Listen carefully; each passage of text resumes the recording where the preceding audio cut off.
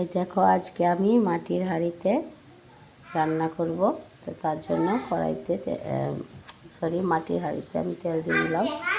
আর এখানে ডালের বড়া করে আলু দিয়ে রসা করব। সোমবারে দিয়ে দিলাম তেজপাতা, শুকনো লঙ্কা, দিয়ে দিলাম গোটা জিরা,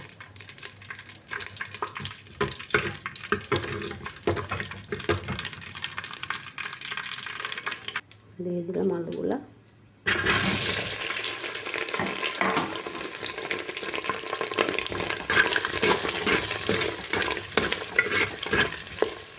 দিয়ে দিলাম স্বাদ মতো নুন,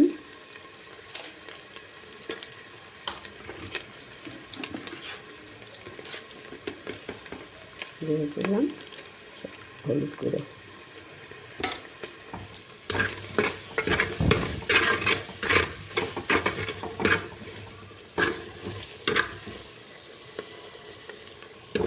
মাটির হাঁড়িতে রান্না খুব ভালো লাগে খেতে। মাটির একটা ফ্লেভার আছে না, খুব স্মেলটা খুব ভালো লাগে।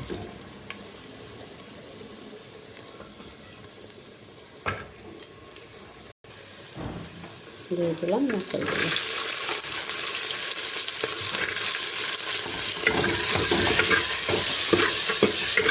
মতো দিচ্ছি আগে দিলাম মশলাটা, দিয়ে দিলাম জিরা লঙ্কা বাটা,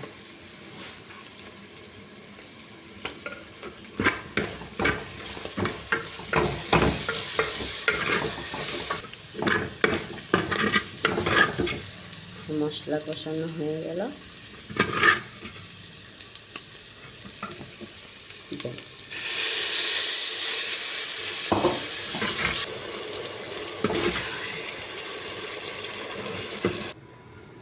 ঝোল দিয়ে দিলাম,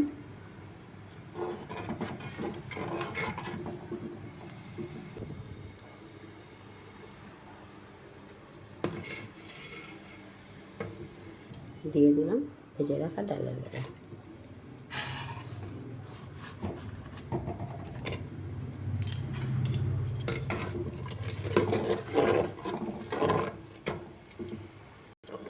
তারপর গরম মশলা দিয়ে দিলাম। এই দেখো আমার মাটির হাঁড়িতে আলু ডালের বড়া দিয়ে রসা হয়ে গেল।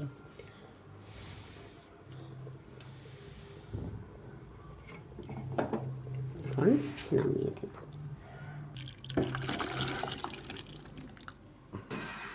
দেখো তো কেমন হয়েছে ডালের বড়া দিয়ে মটর আলু দিয়ে রসা মাটির হাঁড়িতে।